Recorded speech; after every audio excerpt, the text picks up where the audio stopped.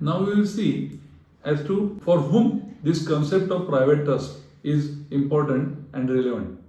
You will appreciate that this is another engine or an entity whereby for the purpose of taxation for the family or for the individual or for the businesses.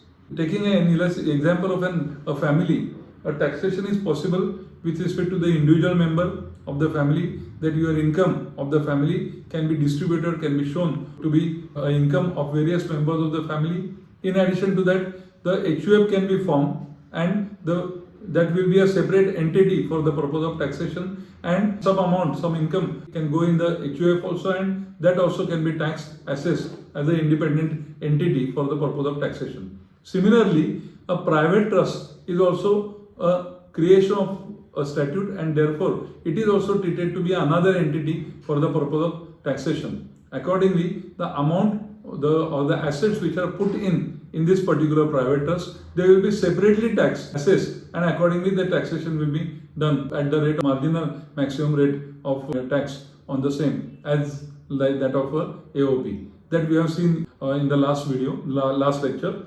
Now, for whom or how to make use of this particular concept of private trust? As I have said in the initial lecture, that if there is a family business and there are 2-3 brothers, uncles and all family members involved in that particular business, some are taking active part, some are not taking active part, then it becomes very difficult to ascertain and determine as to which share of the income will go to whom. And therefore, if the family trust is created by the settlers, and that is the main persons of that particular family, and they decide that particular branch or a particular person who is giving more time and energy and expertise in the business will get more income, more part of the profit, and the person who is not actually, who is doing some service but is also part of that particular family and therefore eligible to some portion, may get a less amount.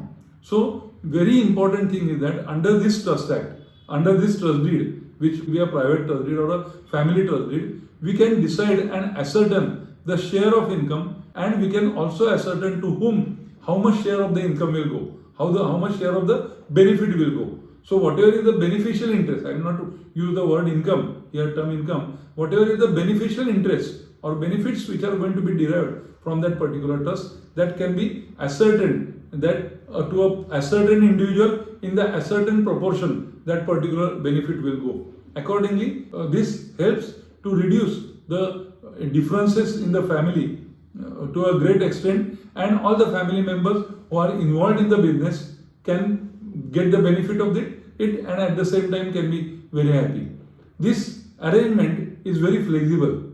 The settlor or the trustees or the beneficiaries, together or individually, can decide about making the changes in the proportion of the benefits to be given, ascertainment of the persons to whom benefit is to be given, addition or deletion of the persons to whom the benefit has to be given. Only thing is that drafting of this trust deed, it has to be done very cautiously. Then only all the contingencies can be taken care of.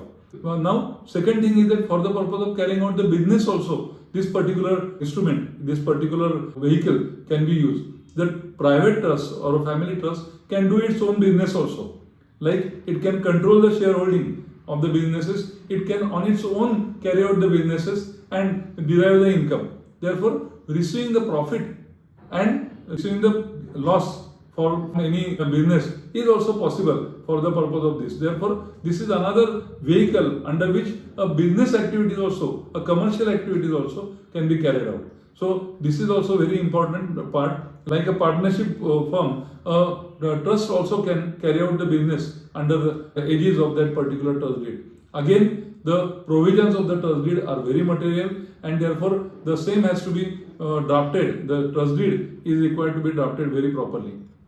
If the trust is having only movable assets, then no registration is required. But if there are immovable assets also put in that, then the registration of that particular thing with the sub-register of assurances is necessary. Similarly, this particular trust is not an irrevocable trust. It is not that once the trust is formed, it remains forever.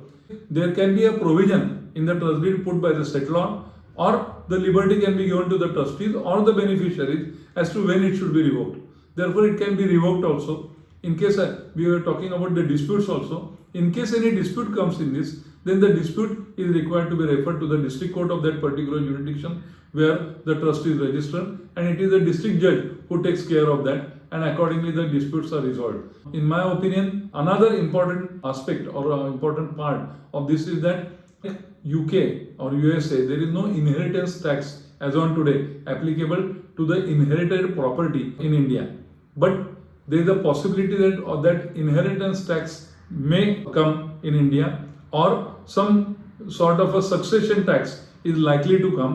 Similarly, if the settlor has a property in India as well as abroad, and he puts in this particular property under this particular trust, then in that case, the inheritance tax can be avoided even if the settlor is in UK or US or in some other countries where the inheritance tax is there. So this is also a very important aspect of the Trust Act, and therefore the formation of a private trust or a family trust or a business trust is gaining a very great importance, and a lot of people are getting attracted, a lot of business houses are getting attracted towards it, and therefore this is a concept which we all should know.